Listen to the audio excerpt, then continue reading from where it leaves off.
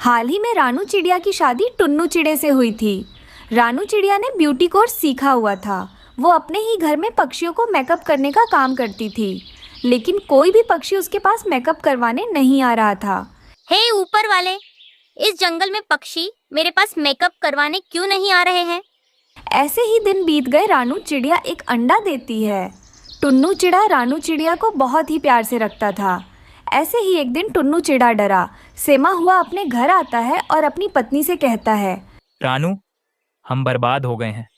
हमारा सब खत्म हो गया। टुन्नू जी, क्या हुआ? आप मुझे आराम से बताइए। रानू, हमारे सारे खेत बर्बाद हो गए हैं। हमारे खेतों में आग लग गई है। लेकिन रानू, अब हमारा क्या होगा?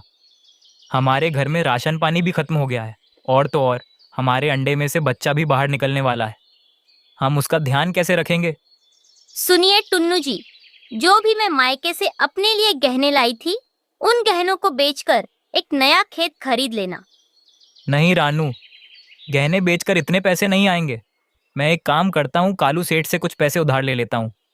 फिर टुन्नू कालू कौवा के पास उधार लेने चला जाता है। क्या बात है टुन्नू, आज तुम मेरे पास क्यों आए हो? कालू सेठ जी, मेरे सारे खेतों में आग लग गई है। मुझे बहुत भारी नुकसान हुआ है। मुझे नया खेत खरीदने के लिए पैसे चाहिए। कृपया मुझे 1 लाख रुपए उधार दे दीजिए। ये लो टुन्नू, 1 लाख रुपए, लेकिन ध्यान रखना, मुझे 1 महीने के अंदर मेरे पैसे वापस मिल जाने चाहिए। अगर नहीं दिए तो अंजाम बहुत बुरा होगा। ये सब सुनकर टुन्नू चिड़ा पैसों को लेकर वापस आ जाता है। फिर उन पैसों से एक ज़मीन खरीद लेता है। वो खेती करने के लिए पूरी तैयारी कर लेता है, लेकिन कुछ दिनों बाद वो ज़मीन भी बंजर हो जाती है। हे भगवान, मैं लुट गया, बर्बाद हो गया। वो ज़मीन बेचने वाला तो मेरे साथ धोखा कर गया। अब मैं क्या करूँगा? कालू सेठ को 1 लाख रुपए वापस कैसे दूंगा? ऐसे ही 1-2 दिन गुजर जाते हैं। कालू कौवा टुन्नू के घर आता है और बाहर जोर जोर से पुकारने लगता है। अरे, वो टुन्नू कहाँ है? मैंने तुझसे पहले भी कहा था ना कि मेरे पैसे 1 महीने में मिल जाने चाहिए, लेकिन तेरा तो कोई अता पता ही नहीं है, इसीलिए मुझे ही तेरे पास आना पड़ा। ला, मेरे 1 लाख रुपये दे। सेठ जी, मेरी ज़मीन बंजर हो गई है। मैं आपके पैसे नहीं लौटा पाऊंगा। मुझे कुछ दिनों का समय दे दीजिए, मैं आपके पैसे लौटा दूंगा। क्या तुझे मैं बेवकूफ लग रहा हूँ? मेरे पैसे वापस कर, नहीं तो चल मेरे साथ। ऐसे ही कहकर कालू टुन्नू को अपने साथ ले जाता है। ऊपर वाले, अब मैं अपने पति जी को कालू से कैसे छुड़वाऊंगी? मैं ऐसा करती हूँ, मेरे गहने लेकर उसकी बीवी को दे देती हूँ। शायद वो मेरे पति जी को छोड़ दे। ऐसा कहकर रानू अपने सोने का हार लेकर गौरी के घर जाती है। उस समय कालू कौवा घर पर नहीं था। गौरी मालकिन जी, आपके पति ने मेरे पति टुन्नू जी को बंद कर रखा है। ये लीजिए, मेरे गहने रख लीजिए और मेरे पति जी को छुड़वा दीजिए। ला दे तेरे गहने। अब तो मेरे पति जी को छुड़वा दीजिए। छोटी चिड़िया, कौन से गहनों की बात कर रही है तू? तेरे पास सबूत क्या है? जा जा यहाँ से। मालकिन जी, ऐसा मत कीजिए, मेरे पति जी को छोड़ दीजिए। अब जो भी आप कहेंगी मैं वो करने को तैयार हूँ। अच्छा, तो जो मैं कहूँगी वो सब तू करेगी? हाँ मालकिन जी, मैं अपने पति जी के लिए कुछ भी करने को तैयार हूँ। तो सुन, मैंने सुना है तूने ब्यूटी कोर्स सीखा हुआ है। मेरा ये काला रंग हमेशा के लिए गोरा कर दे, तभी मैं तेरे पति को छोड़ूंगी। लेकिन मालकिन जी, मैं आपको कुछ समय के लिए सुंदर बना सकती हूँ, हमेशा के लिए नहीं। तो फिर जा, अपने पति की लाश लेने के लिए वापस आ जाना। नहीं नहीं गौरी मालकिन जी, ऐसा मत कीजिए। मैं आपके लिए गोरा करने की दवाई कैसे भी करके बना कर लेकर आऊंगी। ऐसा कहकर रानू चिड़िया दुखी मन से वापस अपने घर आती है। ऊपर वाले, अब मैं क्या करूं? गौरी के लिए गोरा करने वाला क्रीम कैसे बनाऊं? तभी उसके पास मेकअप करवाने के लिए लूसी कबूतरी आती है। क्या हुआ रानू बहन, आज तुम इतनी उदास क्यों लग रही हो? फिर चिड़िया रोते हुए सारी बात लूसी कबूतरी को बताने लगती है। रानू, तुम ऐसा करो, किसी भी ब्यूटी क्रीम में चूना मिला दो और गौरी को दे दो। फिर तुम अपने पति को छुड़ाकर जंगल से भाग जाना। मगर गौरी और कालू को इसके बारे में पता चला तो वो हम दोनों को मार देंगे। जब तक गौरी कव्वी को पता चलेगा कि ब्यूटी क्रीम में चूना मिला हुआ है, जब तक तुम इस जंगल छोड़कर जा चुकी होगी। डरो मत रानू, ऐसा ही करो। लूसी बहन, अब तो मेरे पास ये एक ही रास्ता है, अब मैं ऐसा ही करूंगी। फिर चिड़िया एक ब्यूटी क्रीम का डिब्बा लेकर उसमें ढेर सारा चूना मिला देती है और उस डिब्बे को ले जाकर गौरी कव्वी को दे देती है। गोरी मालकिन जी, मैं गोरा करने का क्रीम बना लिया है, अब तो मेरे पति को छोड़ दीजिए। अरे रुको रुको चिड़िया, इतनी भी जल्दी क्या है? पहले मुझे ये क्रीम अपने चेहरे पर लगाकर देखने दो। ऐसा कहकर गौरी अपने चेहरे पर क्रीम लगा लेती है और क्रीम में चूना मिला हुआ होने के कारण गौरी कव्वी गोरी हो जाती है। अरे वाह, ये ब्यूटी क्रीम तो कमाल की है, मुझे तो गोरा कर दिया है। अब तू अपने पति को ले जा सकती है। तुम्हारा पति मेरे घर के कमरे में है, कमरा खोलकर तुम अपने पति को वहां से ले जा सकती हो। हाँ, तुम अपना जेवर भी ले जा, मुझे इस जेवर की कोई भी जरूरत नहीं है, मुझे तो ब्यूटी क्रीम की जरूरत है। रानू अपने पति को वहां से छुड़ाकर जल्दी से अपने घर ले आती है। टुन्नू जी, हम दोनों को जल्दी से इस जंगल छोड़कर दूसरे जंगल जाना होगा, क्योंकि जो मैंने गोरी को ब्यूटी क्रीम दिया है वो ब्यूटी क्रीम नकली है। उस ब्यूटी क्रीम का असर कभी भी शुरू हो सकता है। जल्दी चलिए टुन्नू जी। दोनों पति पत्नी अपने अंडे को लेकर उस जंगल से दूसरे जंगल चले जाते हैं। दूसरी तरफ गौरी कव्वी के चेहरे पर लाल लाल मोटे मोटे धब्बे आ जाते हैं। गौरी कव्वी तो अपने चेहरे को देखकर रोने लगती है। कालू जी, मेरा चेहरा जल रहा है, कुछ कीजिए। गौरी, तुमने ही गोरा बनने के लिए ये सब किया, अब भुगतो। अब मेरे 1 लाख कौन देगा? वो दोनों जंगल छोड़कर भाग गए। दूसरी तरफ रानू, चिड़िया के अंडे में से एक बेटी चिड़िया बाहर निकलती है। रानू चिड़िया दूसरे जंगल आकर बहुत खुश थी। वो अपनी बेटी और पति के साथ उस जंगल में खुशी खुशी से रहने लगती है। चिड़िया, कबूतर और बुलबुल एक दूसरे के दोस्त थे, लेकिन कालू कौवा किसी से दोस्ती नहीं करता था। वो खुद को बहुत ज्यादा शक्तिशाली समझता था। कालू कौवे, मुझे चिड़िया ने भेजा है, हम सब दाना लेने के लिए जा रहे हैं, तुम भी हमारे साथ ही आ जाओ।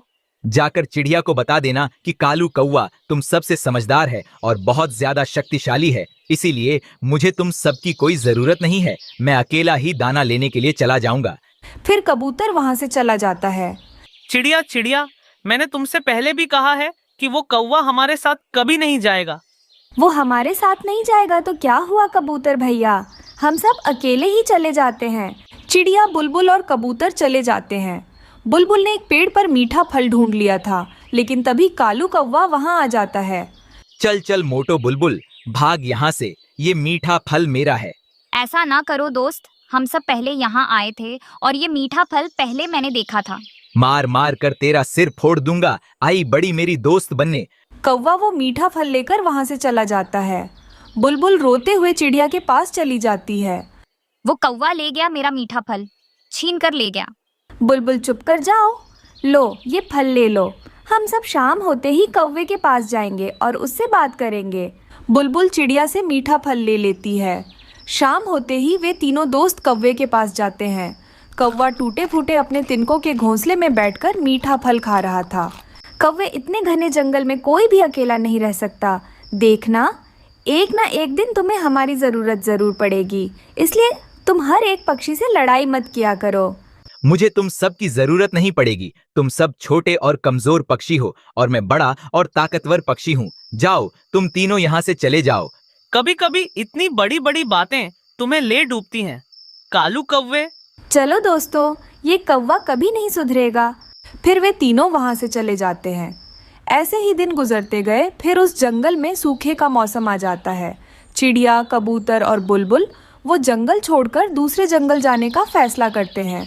वे सब अपना अपना ज़रूरी सामान लेकर उस जंगल से प्रवास करते हैं और शाम होने से पहले दूसरे जंगल पहुंच जाते हैं। कबूतर भैया, आप सबके लिए दाना ढूंढ लो, तब तक मैं और बुलबुल हमारे लिए घर बनाते हैं।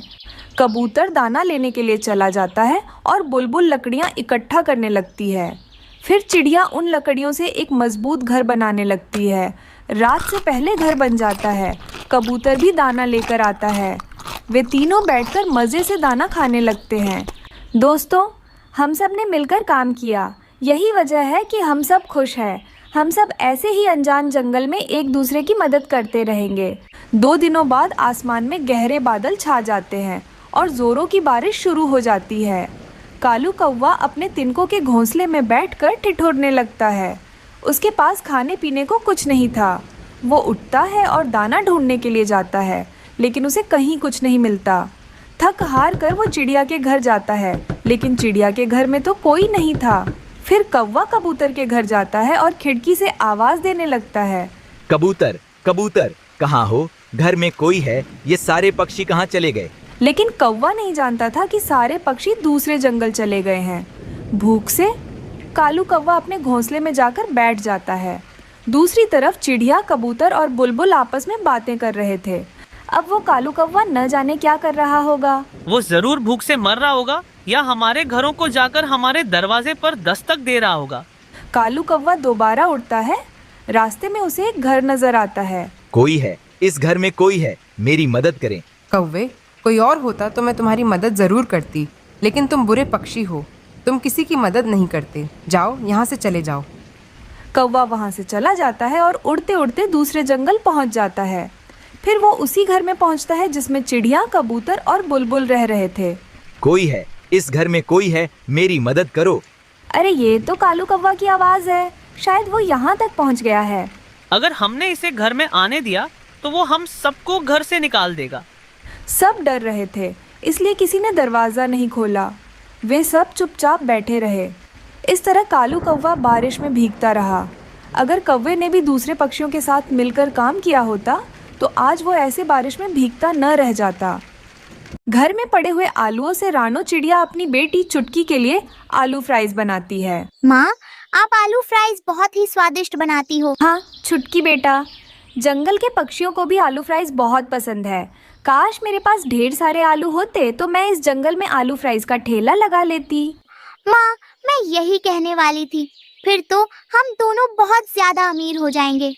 छुटकी बेटा, हमारे पास इतने पैसे नहीं हैं, हम ये व्यापार नहीं कर सकते। खिड़की के पास बैठा हुआ कालू कौवा रानो और छुटकी चिड़िया की बातें सुन रहा था। अरे वाह वाह, ये तो बहुत ही अच्छा मौका है चिड़िया को मेरे जाल में फंसाने का। दूसरे दिन कालू कौवा ढेर सारे आलूओं के बोरी एक बैलगाड़ी में रखकर चिड़िया के घर के पास रख देता है और वहाँ से चला जाता है। अरे ये क्या, ये किसकी बैलगाड़ी है? ये किसने यहाँ छोड़ दिया? माँ, शायद कोई पक्षी भूल गया होगा। थोड़े समय बाद वो वापस आकर अपना बैलगाड़ी ले जाएगा। थोड़ी देर बाद वो बैलगाड़ी का मालिक बूढ़ा कौवा वहाँ आता है। बूढ़े कौवे, तुमने मेरे घर के सामने बैलगाड़ी क्यों रखा? ये आलू के बोरियां मेरे मालिक कालू के हैं। वो आज बहुत ज्यादा उदास है, इसलिए उन्होंने कहा आलूओं को नदी में फेंक देना। क्या अब तुम इतने सारे आलूओं को नदी में फेंक दोगे? हाँ, अब मालिक ने कहा है तो मुझे ऐसा ही करना पड़ेगा। बूढ़े, इन आलूओं को मुझे दे दो, मैं जंगल में आलू फ्राइज का ठेला लगा लूंगी। हाँ ये ठीक है, तुम ऐसा ही करना। फिर बुरा कौवा सारे आलू के बोरियों को रानो को दे देता है और बैलगाड़ी लेकर वहाँ से चला जाता है। चिड़िया कह रही थी कि वो उन आलूओं से जंगल में आलू फ्राइज बनाकर बेचेगी। अरे वाह, मैं भी तो यही चाहता हूँ। जब चिड़िया अच्छे से कमाने लगेगी, मैं चिड़िया के पास जाकर उसका ठेला ले लूंगा। दूसरी तरफ चिड़िया ढेर सारे आलूओं को देखकर काफी ज्यादा खुश हो रही थी। माँ, इन आलूओं से आलू फ्राइज बनाकर जंगल के पक्षियों को बेचकर बहुत अमीर बन जाएंगे। हाँ छुटकी बेटा, मगर 3-4 महीने बाद ये आलू खत्म हो जाएंगे, फिर हम क्या करेंगे? इसीलिए मैं सोच रही हूँ कि आधे आलू से खेती करूँगी और बाकी आलू से आलू फ्राइज बनाकर बेचूंगी। फिर उस दिन माँ बेटी आधे आलू को अपने ज़मीन में बो देते हैं और अच्छे से रोज़ पानी देने लगते हैं। फिर रात होते ही रानो चिड़िया सुबह आलू फ्राइज बनाने के लिए आलूओं को काट रही थी। सुबह होते ही चिड़िया उन आलूओं से आलू फ्राइज बनाकर अपने ठेले पर रखकर बेचने लगती है। हरियाली, तुम कहती हो ना मैं तुम्हें कुछ खिलाता नहीं, चलो मैं आज तुम्हें आलू फ्राइज खिलाऊंगा। लूसी, चलो मेरे साथ आज रानो के बनाए हुए गरम गरम आलू फ्राइज खाते हैं। उस दिन रानो के ठेले पर बहुत सारे पक्षी आकर आलू फ्राइज खा रहे थे और काफी मजे ले रहे थे। शाम तक चिड़िया की अच्छी खासी कमाई हो जाती है। वो उस दिन बहुत खुश थी। छुटकी बेटी, हमारा धंधा चल पड़ा, पहले ही दिन देखो कितने सारे पैसे आए। हाँ मम्मा, मुझे पहले ही पता था, क्योंकि आप आलू फ्राइज बहुत ज्यादा मजे के बनाती हो। ऐसे ही 3-4 महीने बीत जाते हैं। चिड़िया का ठेला अच्छे से चलने लगा था। चिड़िया ने तो अब अच्छा वाला ठेला ले भी लिया था। चलो, अब समय आ गया है चिड़िया के ठेले पर कब्जा करने का। मेहनत चिड़िया करेगी और ठेला चलाऊंगा मैं। ये सोचकर कालू खुशी खुशी से रानो के पास जाता है। बताओ कौवे भैया, कितनी की फ्राइज बनाओ? 10 की, 20 की, 50 की या फिर 100 की? अरे वाह चिड़िया, तुम तो मेरे दुकान की फ्राइज मुझे ही बेच रही हो। अरे कालू, ये तुम क्या बोल रहे हो? ये ठेला मेरा है। कालू अंकल, आप कुछ भी बोल रहे हो, ये ठेला मेरी मम्मा का है। मुझे सब पता है, मगर ये ठेला मेरे आलूओं से ही चल रहा है। वो सब मेरे आलू थे। मगर कालू भैया, आपके आलूओं को बुरा कौवा नदी में फेंकने जा रहा था। मुझे पता था मूर्ख चिड़िया, तुम मेरे आलूओं से ही फ्राइज बनाओगी और सारे आलू खत्म कर दोगी। अब तुम मुझे मेरे आलू वापस नहीं कर पाओगी, इसलिए ये ठेला मेरा है। कालू अंकल, आप मेरी मम्मा को ही धोखा दे रहे थे। धोखेबाज अंकल, मैं आपको छोड़ूंगी नहीं। अब तुम दोनों मेरे ठेले से ऐसे ही जाते हो या धक्के मार के बाहर निकालो। चुटकी बेटा, तुम यहीं रहना, मैं अभी आती हूँ। ऐसा बोलकर चिड़िया तुरंत अपने घर जाती है और अपने खेत से निकाले हुए आलू बैलगाड़ी पर रखकर वहाँ ले आती है। दुष्ट कौवे लो, अपने सारे आलूओं को ले लो और यहाँ से दफा हो जाओ। इतने सारे आलूओं को तू कहाँ से लाई है छोटी चिड़िया? तुम क्या समझते हो कालू? क्या तुम ही बुद्धिमान हो? ये सब आलू मैं अपने खेत में उगा रही थी। चलो अपने आलूओं को लो और निकलो। यहाँ से दोबारा मेरे ठेले पर कभी मत आना। ये सब देखकर कालू को बहुत गुस्सा आ रहा था, लेकिन अब वह कर भी क्या सकता है। अपने सारे आलूओं को लेकर शर्मिंदा होकर वहाँ से चला जाता है। देखा छुटकी बेटा, अगर मैंने उस दिन दिमाग से काम नहीं लिया होता तो आज हमारा ठेला वो कालू कब्जा कर लेता। हाँ मम्मा, जो दूसरों के साथ बुरा नहीं करता, उनके साथ भी कभी बुरा नहीं होता। टुन्नू चिड़ा मजदूरी का काम किया करता था। उसे कुछ दिन काम मिलता और कुछ दिन नहीं मिलता था। ऐसे में दिवाली का त्योहार कुछ ही दिनों में आने वाला था। राणो, मुझे जल्दी से कुछ दाना बांध के दे दो, शायद आज कुछ काम मिल जाए। दिवाली का त्योहार करीब है। जंगल के सभी पक्षी अपने अपने दुकानें साफ सफाई करवा रहे हैं, शायद मुझे उधर ही कुछ काम मिल जाए। टुन्नू जी, अगर आपके पास कुछ पैसे हैं तो मुझे दे दो। बाजार जाकर मैं कुछ मिठाई ले आऊंगी। बच्चों को दिवाली के अवसर पर मिठाई भी तो खिलानी है। बेचारे हमारे बच्चे हमारे घर में पैदा होने के वजह से कई दिनों से वो सूखे दाने ही खा रहे हैं। रानो, मैं कहाँ से दूं? पैसे कई दिनों से कुछ काम नहीं मिला, आज शायद कुछ काम ढूंढ लूंगा। फिर वो टुन्नू चिड़ा बाजार जाकर सभी पक्षियों से काम मांगने लगता है। कबूतर दोस्त, आपकी दुकान में मुझे कुछ काम में मिल सकता है? आपके दुकान मैं अच्छे से साफ कर दूंगा। नहीं, मेरे दुकान में तुम्हारे लिए कुछ काम नहीं है। जाओ, यहाँ से किसी और से काम मांग लेना। फिर वो टुन्नू चिड़ा कालू कौवे के पास काम मांगने जाता है। कालू कौवे का बहुत बड़ा पटाखों का ठेला था। कालू, क्या तुम्हारे ठेले पर मेरे लिए कुछ काम है? मैं तुम्हारे ठेले की साफ सफाई अच्छे से कर दूंगा। जो मजदूरी बनेगी वो दे देना। मेरे 2 छोटे छोटे बच्चे हैं, उनके लिए दिवाली पे पटाखे और मिठाई खरीदनी है। लेकिन अभी तो मेरे ठेले पर तुम्हारे लिए कुछ भी काम नहीं है। मैंने तो अपनी ठेले की साफ सफाई भी करवा ली है, पर मेरे घर की सफाई बाकी है। अगर तुम घर की सफाई कर सको तो कल मेरे घर आ जाना। ठीक है, कल सुबह मैं आपके घर आ जाऊंगा। अगले दिन जब टुन्नू चिड़ा काम पर जा रहा था तो वो चक्कर आकर गिर जाता है, क्योंकि उसने कई दिनों से कुछ नहीं खाया था। थोड़ी देर बाद टुन्नू को होश आता है और वो राणो से कहता है, राणो, मुझे बहुत मुश्किल से काम मिला था। अब मैं बीमार पड़ गया, मेरे बच्चे दिवाली कैसे मनाएंगे? टुन्नू जी, आप चिंता मत करिए, आपकी जगह मैं काम करने के लिए कालू के घर चली जाती हूँ। राणो कालू कौवे के पास आकर उसे सारी बातें बता देती हैं। कालू भैया, मैं अपने पति की जगह पर काम करने के लिए आई हूँ। चलो, अच्छी बात है। आप जल्दी से घर की साफ सफाई करने में लग जाओ। गोरी, ये देखो रानो, हमारे घर की साफ सफाई करने आई है। रानो, तुम मेरे घर में काम करने के लिए आई हो?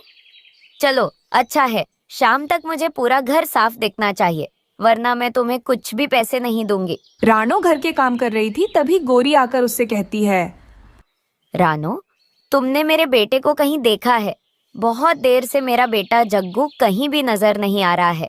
नहीं गोरी, शायद वो खेलने के लिए बाहर गया होगा। नहीं रानो, अगर वो सच में बाहर खेलने के लिए गया होगा तो मुझसे पूछ कर ही जाता।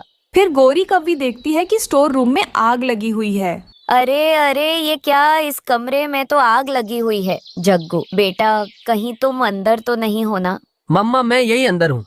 मैं तो पटाखे लेने के लिए आया था। इन पटाखों की वजह से अंदर आग लग गई है।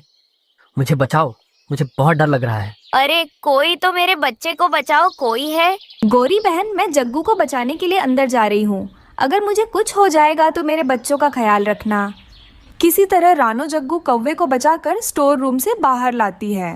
चिड़िया बहन, अगर तुम नहीं होती तो आज क्या होता? तुम्हारे वजह से ही आज मेरा जग्गू जिंदा है। ये लो 5,000, ये तुम्हारी बहादुरी का इनाम है। इन पैसों से तुम्हारे परिवार के साथ अच्छे से दिवाली मना लेना। और हाँ, दिवाली के दिन तुम अपने परिवार को लेकर मेरे घर जरूर आना। हम सब मिलकर दिवाली यही मनाएंगे। कुछ दिनों बाद रानो और उसका पति टुन्नू ठीक हो जाते हैं। फिर रानो अपने बच्चे और पति को लेकर गौरी कव्वी के घर जाती है। फिर सभी बच्चे और बड़े हंसी खुशी से दिवाली मनाते हैं। सब मिलकर पटाखे जलाते हैं, मिठाई खाते हैं। दूर किसी जंगल में एक चिड़िया और एक कौवा रहते थे। चिड़िया और कौवा भोजन की खोज में मारे मारे फिर रहे थे, क्योंकि उन दिनों जंगल में भोजन का मिलना बहुत मुश्किल था। चिड़िया और कौवा थक जाते हैं और नदी के पास जाकर बैठ जाते हैं। कौवे भैया, मुझे बहुत भूख लगी हुई है और अभी तक कुछ भी खाने को नहीं मिला। शायद आज भी हमें खाली पेट ही घर लौटकर जाना होगा। मैं और नहीं उड़ सकता। मेरे शरीर में अब इतनी ताकत नहीं कि और उड़ सकूं। मैं तो इस नदी से पानी पीकर वापस जा रहा हूँ। चिड़िया और कौवे की बातें पास वाला नारियल का पेड़ सुन रहा था। वो एक जादुई नारियल का पेड़ था। वो पेड़ चिड़िया और कौवे से कहता है, कौवे और चिड़िया, मैं तुम दोनों को एक एक नारियल देता हूँ, मगर याद रखना तुम्हें ये नारियल किसी दूसरे भूखे पक्षी को देना होगा। पेड़ जी, मगर हम भी तो भूखे हैं। हम भी भूख से मर रहे हैं। आप हमें नारियल दें ताकि पहले हम अपनी भूख मिटा सके। पहले दूसरों की भूख मिटाओ और फिर बाद में तुम्हें तुम्हारी नेकी का बदला मिलेगा। फिर वो जादुई नारियल का पेड़ चिड़िया और कौवे को एक एक नारियल दे देता है। चिड़िया और कौवा अपना अपना नारियल लेकर अपने अपने घरों को उड़ते हैं। अपने घर के बाहर बीमार बूढ़ी कौवी बैठी हुई थी।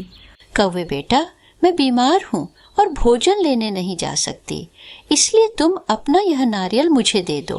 कौवा सोच में पड़ जाता है, अगर ये नारियल मैंने इसे दे दिया तो मैं क्या खाऊंगा? मैं कोई बहाना बना देता हूँ। ये सोचकर कौवा बूढ़ी कौवी से कहता है, बूढ़ी माँ जी, मैं मेरे पड़ोस में एक बीमार तोता रहता है। मैं ये नारियल का फल उसके लिए लेकर जा रहा हूँ। माफ करना, मैं ये तुम्हें नहीं दे सकता। ऐसे कहते हुए कौवा आगे बढ़ जाता है और घने पेड़ के नीचे बैठकर पत्थर पर मारकर वो नारियल तोड़ता है और खाने लगता है। कौवा वो नारियल खा लेता है। चिड़िया भी अपना नारियल लेकर जा रही थी। वो सोच रही थी कि वो ये नारियल किसे दे। तभी वही बूढ़ी कौवी चिड़िया से वो नारियल मांग लेती है। चिड़िया बेटी, मैं भूखी हूँ, तुम ये अपना नारियल मुझे दे दो। माँ जी, धन्यवाद मेरी मुश्किल आसान करने के लिए, क्योंकि मैं ये नारियल किसी गरीब पक्षी को ही देना चाहती थी। चिड़िया बूढ़ी कौवी को वो नारियल दे देती है और वहाँ से चली जाती है। दूसरे दिन कौवा और चिड़िया दोनों फिर से उस जादुई नारियल के पेड़ के पास पहुँच जाते हैं। कौवे, क्या तुमने वो नारियल किसी गरीब को दे दिया था? कौवा झूठ बोलता है। हाँ, पेड़ जी, मैंने वो नारियल एक भूखे तोते को दे दिया था जो उड़ नहीं सकता था। पेड़ जी, मैंने वो नारियल एक बूढ़ी कौवी को देकर उसकी भूख मिटाई। वो बूढ़ी थी, उड़ नहीं सकती थी, इसलिए मैंने उसकी मदद की। तुम दोनों ने जो जो किया ठीक किया। फिर वो जादुई नारियल का पेड़ दोनों को एक एक नारियल और दे देता है। चिड़िया और कौवा खुश हो जाते हैं। पेड़ जी, धन्यवाद, मुझे बहुत भूख लगी हुई है। आज तो ये नारियल खाकर मेरी भूख मिट जाएगी। मैं भी बहुत भूखा हूँ। नहीं, ये फल तुम्हारे लिए नहीं है। आज फिर तुम्हारी परीक्षा है। तुम दोनों जाओ और जंगल में देखो जो पक्षी तुम्हें सबसे पहले दिखाई दे। तुम दोनों अपना यह फल उसे दे देना। पेड़ की बात मानकर कौवा और चिड़िया फिर से जंगल की तरफ निकल जाते हैं। सामने कबूतर बैठा हुआ था, जिसे देखकर कौवा अपना मुंह दूसरी तरफ कर लेता है।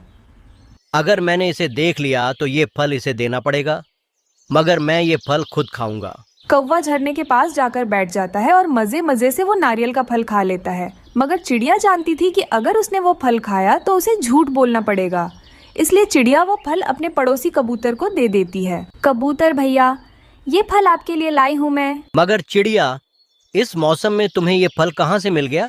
कबूतर भैया, ये मेरी एक परीक्षा है। ऐसे कहते हुए चिड़िया अपने घर चली जाती है। आज फिर से चिड़िया भूखी थी, वो भूखी सो जाती है। अगले दिन जब चिड़िया नारियल के पेड़ के पास जाती है तो वो पेड़ चिड़िया से कहता है, चिड़िया, तुम ईमानदार और बहुत अच्छी चिड़िया हो। तुम मेरी परीक्षा में पूरी उतरी हो। इस नदी के पार जाओ और सामने आने वाले बाग के सारे फल तुम्हारे हैं। तुम जितने चाहो फल खा सकती हो और अपने दोस्तों को भी दे सकती हो। चिड़िया बहुत खुश होती है और नदी के उस पार चली जाती है। थोड़ी देर बाद कौवा भी वहां आ जाता है। पेड़ जी, मैंने वो नारियल एक बुलबुल को दे दिया था। आज मैं बहुत भूखा हूँ। आज मुझे 2 नारियल के फल देना, ताकि एक मैं खाऊं और एक गरीब को दे सकूं। कौवे, तुम झूठे हो और तुम मेरी परीक्षा में हार गए हो। तुम यहाँ से भाग जाओ, तुम्हारे लिए मेरे पास और कुछ नहीं है। ये सुनकर कौवा रोने लग जाता है और रोता हुआ वहां से चला जाता है। दूसरी तरफ चिड़िया एक ऐसे बाग में पहुंच जाती है जहां हर तरफ फल ही फल थे, और चिड़िया वहां ही एक पेड़ पर अपना घोंसला बना लेती है और मजे मजे से मीठे फल खाती है। कालू कौवा गोरी कौवी से पहले कभी भी नहीं मिला था। रानू चिड़िया और कबूतर मिलकर उन दोनों की शादी कर देते हैं। गोरी कौवी को सिर्फ खाना खाना बहुत शौक था। वो शादी के रात ही कालू कौवे से कहती है, कालू जी, मुझे बहुत भूख लग रही है, मेरे लिए कुछ खाने के लिए है तो दे दो। अरे गौरी, सुबह ही तो तुमने हमारी शादी में इतना सारा खाना खाया था, फिर भी तुम्हें भूख क्यों लग रही है? मगर कालू जी, वो तो सुबह की बात है। मुझे तो भूख अब लग रही है, मुझे कुछ खाने के लिए दीजिए। अच्छा गौरी, घर में कुछ सूखे दाने पड़े हैं। फिर गोरी कौवी उन सूखे दानों को खा लेती है और कालू से कहती है, इतने कम दानों से क्या होगा? कालू जी, मेरा पेट अभी भी नहीं भरा, मुझे कुछ लाकर दीजिए। मगर गौरी, घर में तो कुछ खाने के लिए है ही नहीं। मैं कहाँ जाकर तुम्हारे लिए भोजन ले आऊंगा? मुझे बहुत भूख लग रही है, मुझे कुछ नहीं पता, मुझे बस भोजन दीजिए। अच्छा गौरी, ठीक है, तुम रो मत, मैं चिड़िया से कुछ मीठे फल मांग कर ले आता हूँ। फिर कालू कौवा रानो चिड़िया के पास जाकर उससे भोजन मांगने लगता है। क्या बात है कालू भैया, आप इतनी रात को इस समय यहाँ क्या कर रहे हो? रानो, अगर तुम्हारे घर में कुछ मीठे फल है तो मुझे दे दो। गौरी को बहुत भूख लग रही है, वो भूख से रोए जा रही है। मेरे पास मीठे फल हैं। कालू भैया, ये लीजिए। कालू कौवा गोरी कौवी को मीठे फल लाकर दे देता है। वो एक झटके में वो 2 मीठे फल खा जाती है। कालू जी, मेरा पेट अभी भी नहीं भरा, मुझे और भोजन खाना है और लाइए। मगर गौरी, इतना सारा खाना मैं तुम्हारे लिए कहाँ से लाऊंगा? अब तुम सो जाओ, रात हो गई है, खाने के बारे में सुबह देखते हैं। कालू जी, मुझे भूखा पेट सोया नहीं जाता, मुझे कुछ नहीं पता, मुझे और भोजन चाहिए। कालू जी, कुछ करिए। फिर कालू कौवा लूसी कबूतरी के पास जाकर उससे मिठाई मांगकर गोरी कौवी को दे देता है। गोरी कौवी मजे मजे से सारी मिठाई खाने लगती है। कालू जी, अब थोड़ा ठीक लग रहा है, अब चलिए सो जाइए। ये क्या, मैंने कौन सी भुक्कड़ से शादी की? इससे अच्छा तो मैं जिंदगी में अकेला ही रहता। धीरे धीरे करके कुछ महीने बीत जाते हैं। गोरी कौवी ढेर सारा भोजन खा खाकर मोटी हो जाती है। एक दिन गोरी कौवी अपने पति को फोन लगाती है। उसका पति कालू कौवा अपने ठेले के पास ब्रेड ऑमलेट बेच रहा था। कालू जी, घर में खाने के लिए कुछ भी नहीं है, आप अपने ठेले से मेरे लिए ब्रेड ऑमलेट भेज दीजिए। थोड़े समय बाद कालू कौवा गोरी के लिए ब्रेड ऑमलेट भेज देता है। वो मजे मजे से ब्रेड ऑमलेट खाने लगती है। वो एक ब्रेड ऑमलेट से उसका पेट नहीं भरता है। वो सीधा अपने पति कालू के ठेले के पास आ जाती है। गौरी, तुम यहाँ क्यों आई हो? कालू जी, आपने तो सिर्फ मेरे लिए एक ही ब्रेड ऑमलेट भेजा था, एक से मेरा काम कैसे चलेगा? मुझे बहुत भूख लग रही थी, इसलिए मैं आपके ठेले के पास आ गई।